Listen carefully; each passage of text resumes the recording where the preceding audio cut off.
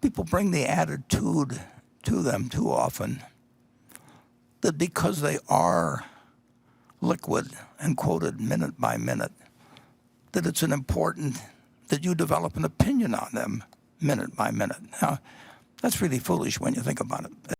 Imagine for a moment that you decided to invest money now and you bought a farm. And the farmland around here, let's say you bought 160 acres and you bought it at X per share or per acre. And the farmer next to you had 160 identical acres, same contour, same quality of soil quality. So it was identical. And that farmer next door to you was a very peculiar character, because every day that farmer with the identical farm said, "I'll sell you my farm, or I'll buy your farm at a certain price," which he would name. Now, that's a very obliging neighbor. I mean, that's got to be a plus to have a fellow like that with the next farm. You don't get that with farms. You get it with stocks. If you own 100 shares of General Motors, on Monday morning, somebody will buy your 100 shares or sell you another 100 shares at exactly the same price, and that goes on 5 days a week. But just imagine if you had a farmer doing that.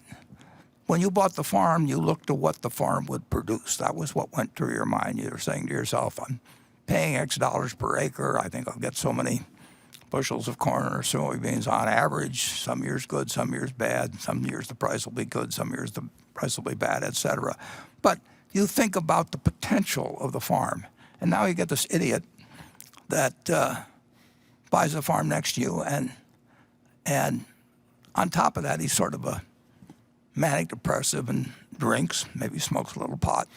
So his numbers just go all over the place.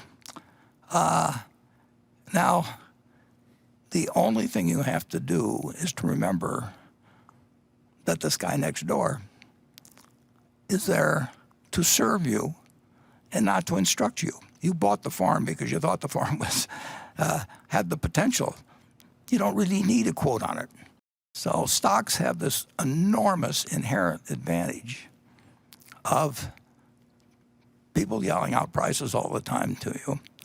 And many people turn that into a disadvantage. And of course, many people can profit in one way or another from telling you that they can tell you what this farmer's going to yell out tomorrow or next, your neighboring farmer's going to yell out tomorrow or next week or next month. There's huge money in it.